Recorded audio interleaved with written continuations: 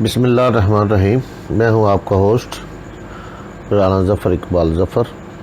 دل تھام کے حوالے سے ولاگ کریں گے۔ آج مختلف خبریں ہیں، لیکن سب سے اہم جو آج دوسرے تیسرے دن سے چل رہی ہے میڈیا پر، وہ ہے بھارت کی چیخوں کی آوازیں، بھارت کا رونا پیٹنا چلانا اور رولے پہ رولا بلا وجہ۔ جیسا کہ آپ کے سب کے علم میں ہے، DGISI پاکستان کا جو مان ہے، پاکستان کا جو وقار ہے، پاکستان کی جو شان ہے،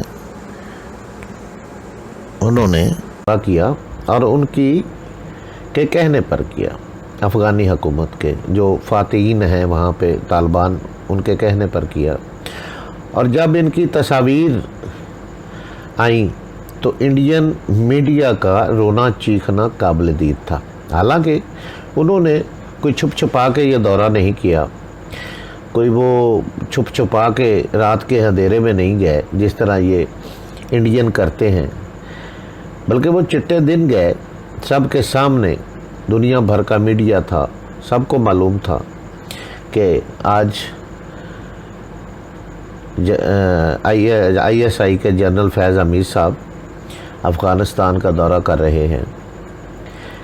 لیکن ان کی تصاویر آنے کے بعد انڈین میڈیا پاکستان کی دشمنی میں اس قدر آگے بڑھ گیا کہ اس نے رائی کا پہاڑ بنانا شروع کر دیا۔ قطعی یہ سوچ ان میں نہیں رہتی کہ سفید جھوٹ بول رہے ہیں پکڑا جائے گا۔ ان کے اینکر، لیڈیز اینکر، میل اینکر، ان کے ریٹائرڈ کرنل جنرل آ کر جو منہ میں آتی ہے بولے چلے جاتے ہیں۔ صرف یہ سب پاکستان سے دشمنی کا ثبوت ہے۔ پاکستان کو کسی بھی حالت میں وہ امن پسند ملک اور ترقی کرتا ہوا دیکھ نہیں سکتے، اور نہ ہی وہ چاہتے ہیں کہ ان کا کسی کے ساتھ تعلق ہو، چونکہ ویسے بھی ان کی اب عزت رہی صحیح جو عزت تھی وہ طالبان کے افغانستان میں فاتحین بننے پر مٹی میں مل چکی ہے۔ اب میڈیا، آج کل میڈیا کا دور ہے، ہر بندہ جو ہے وہ دیکھ لیتا ہے کہ اس میں کتنی سچائی ہے۔ اگر وہ ان کا رونا دھونا چیخ و پکار سن کر بھی یقین چلو کر بھی لے تو دیگر جو میڈیا ہے، سوشل میڈیا، وہ بتا دیتا ہے کہ حقائق کیا ہیں، سچائی کیا ہے۔ جب سے طالبان نے افغانستان کو فتح کیا اور اپنا پرچم لہرایا ہے، انڈیا میں ویسے ہی صف ماتم بچ چکا ہے۔ ہر کوئی سیاستدان ہو یا ان کا کوئی بھی سیاسی ورکر، چھوٹے سے بڑا، ان کے تجزیہ نگار، ان کے تبصرہ نگار، ان کے جو بھی ہیں، ان کی جو حالت ہے، یقین کریں کہ اس پر سوائے افسوس کرنے کے اور فاتحہ کہنے کے اور کچھ نہیں کہا جا سکتا۔ کیونکہ انڈیا نے سابقہ افغان حکومت، مثلا اشرف غنی حکومت سے مل کر پاکستان کے بارڈر کے ساتھ ساتھ کئی دہشت گردی کے کیمپ بنا رکھے تھے، جو ہماری آرمی نے دکھایا بھی، بتایا بھی، اور اب تو وہ کلیئر ہو گیا نا۔ افغانی حکومت جو ہے وہ بتا رہی ہے کہ ہمارے ادھر انڈیا کے 7 دہشت گرد کیمپ جو تھے وہ کام کر رہے تھے، جہاں سے دہشت گردی کروائی جاتی تھی پاکستان کی سرحدوں پر اور پاکستان کے اندر۔ پاکستان کی چوکیوں پر حملے کروائے جاتے تھے، پاکستان کے اداروں پر حملے کروائے جاتے تھے، غریب عوام کے درمیان جو ہے ان میں افراتفری پھیلائی جاتی تھی، اور دہشت گردی کی وارداتیں جو ہیں وہ عروج پر کروائی جا رہی تھیں، جس میں پچھلے دنوں کوئی 2-4 ایسے واقعات ہوئے ہیں، جس میں بم بلاسٹی کا جاؤ ٹاؤن والا لے لیں۔ آپ کو معلوم ہی ہے جاؤ ٹاؤن والا معاملہ جو ہے، اس کے تانے بانے کہاں جا کر ملے؟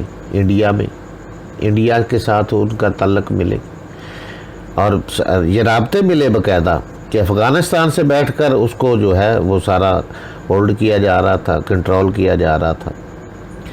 اب انڈیا کو ویسے بھی پاکستان کے ساتھ جو ہے خار اس لیے زیادہ ہو چکی ہے افغانستان کے حوالے سے کہ وہاں پر مصوف نے 3 ارب ڈالر کی سرمایہ کاری کر رکھی تھی اور سوچ لیا تھا کہ یہاں بیٹھ کر میں نہ صرف پاکستان میں بدامنی پھیلاؤں گا بلکہ افغانستان کی جو قیمتی دھاتیں ہیں اس پر بھی اپنا ہاتھ صاف کروں گا، لیکن ایسا ہوا نہیں۔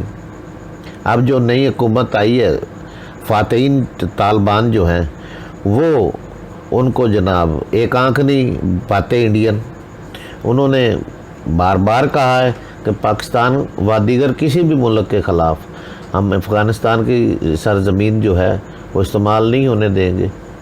اور یہی نہیں بلکہ ان کا انہوں نے بسترا بوریہ ہی گول کروا دیا وہاں پہ۔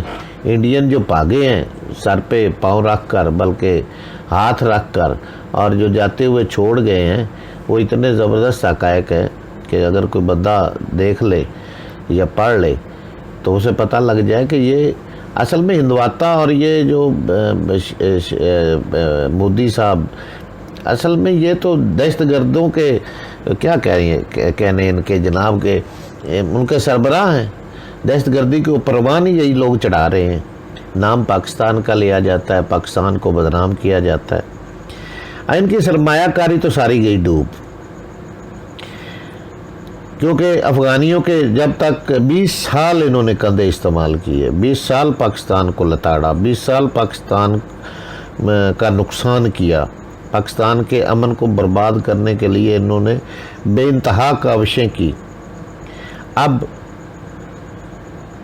ان کا وہاں کچھ بھی نہیں ہے۔ پاکستان جو ہے وہ اللہ کے فضل و کرم سے جس طرح سول اور ملٹری میں تعلقات ہیں ایک پیج پر ہے اور مل کر چل رہے ہیں، اس سے پاکستان کے وقار میں اضافہ ہوا ہے، پاکستان کی عزت میں اضافہ ہوا ہے، اور ایسا پاکستان جو ہے نے اپنا کردار ادا کیا ہے اور دنیا کے سامنے آیا ہے کہ جس کا ہر بندہ تعریف کر رہا ہے، ہر ملک تعریف کر رہا ہے۔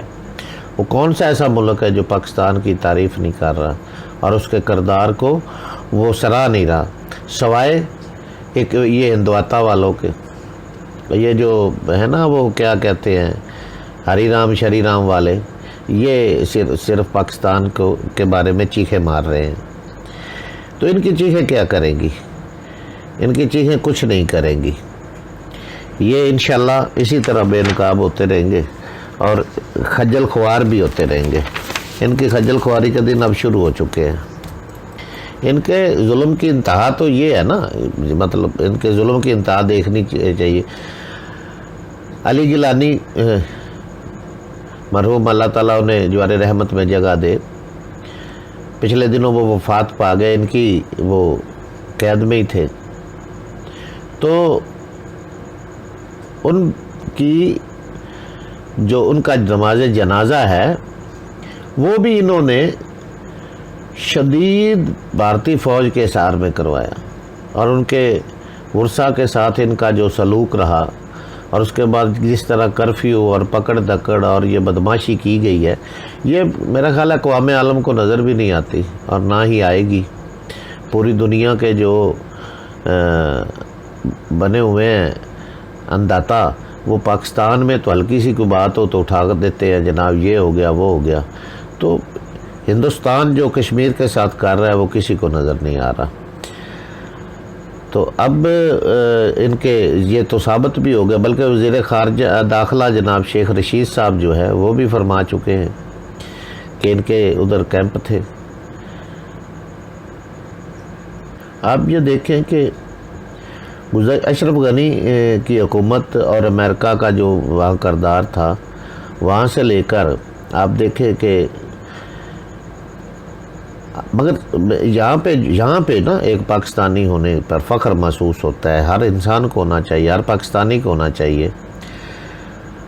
ہمارے اداروں کو، ہماری ایجنسیوں کو، جنہوں نے اپنی شہادتوں پر وطن کی مٹی سے وفا کی کہانیاں لکھی ہیں، یہ پاکستان کا ہی یہ پاکستان ہی تھا کہ جس کی مخالفت میں امریکہ، ہندوستان سمیت بڑے بڑے کئی ممالک اترے ہوئے تھے، کئی ظاہر تھے، کئی خاموش تھے۔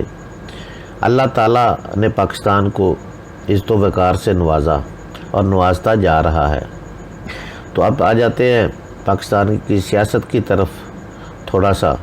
انڈیا کی چیخ و پکار تو ہوتی رہے گی، یہ چلتی رہے گی۔ وزیر اعظم پاکستان عمران خان جو ہے وہ کھل کر کھیلنے لگے ہیں۔ چونکہ سول اور ملٹری ایک پیج پر ہے، اس لیے طالبان کی فتح کے دوران اور بعد میں وہ اچھے انداز سے کھیلے ہیں۔ پاکستانی فوج دنیا کی تکڑی اور مانی ہوئی پروفیشنل فوج ہے، جس کی بدولت آج پاکستان کی سرحدیں بھی محفوظ ہیں۔ اور یہی چیز جو ہے، یہی چیز سیاست میں عمران خان کو اجاگر کر رہی ہے۔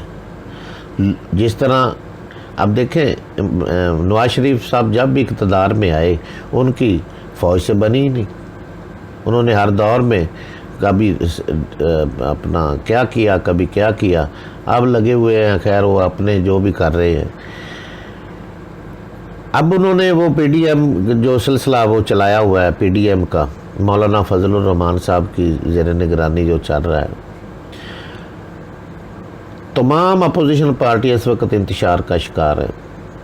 آپ کسی ایک کو بھی دیکھ لیں، بظاہر چند گھنٹے بیٹھ کر گپ شپ لگا کر چلے جاتے ہیں، حقیقت میں کوئی ایسی بات منظر عام پر نہیں آتی جس سے حکومت کو کوئی خطرہ ہو۔ پچھلے دنوں کے اجلاس جو ان کے ہوئے ان میں بھی آپ دیکھ لیں۔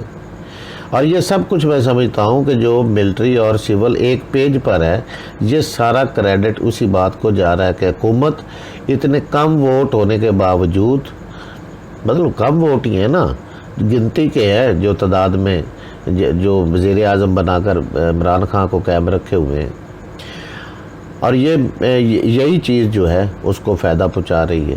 ان کی آپس کی لڑائی نے عمران خان کو مزید تقویت دے دی ہے، اور ان کی حکومت کو قائم ہی میرا خیال ہے کہ اپوزیشن نے رکھا ہوا، میرا خیال نہیں بلکہ عام رائے یہی ہے کہ اپوزیشن نے رکھا ہوا ہے۔ ویسے ہی بس نعرے لگائے جاتے ہیں کہ ہم یہ نکال رہے ہیں، ہم وہ نکال رہے ہیں۔ میاں شہباز شریف صاحب کچھ فرماتے ہیں تو مریم صاحب اس کو فوری طور پر کاؤنٹر کرنے کے لیے نکل پڑتی ہیں۔ وہ اگر قومی مفاہمت کا، قومی حکومت کا یا کوئی بھی بیچارے بات کرتے ہیں، میں تو انہیں بیچارہ ہی کہوں گا نا، کیونکہ آج کل وہ بڑے بھائی کی جو ہے وہ ڈانٹ ڈپٹ میں ہی ہے میرا خیال۔ تو مریم صاحب اس کو کاؤنٹر کرنے کے لیے فوری میدان عمل میں آ جاتی ہیں، اور ان کی جو کہی گئی بات ہوتی ہے اس کو مٹی میں ملا دیا جاتا ہے۔ تو دیکھنے کو، کہنے کو تو وہ مسلم لیگ نون کے پریزیڈنٹ ہیں، لیکن حقیقت میں ان کا لگتا ہے کہ مسلم لیگ نون میں ایک بھی نہیں چل رہی۔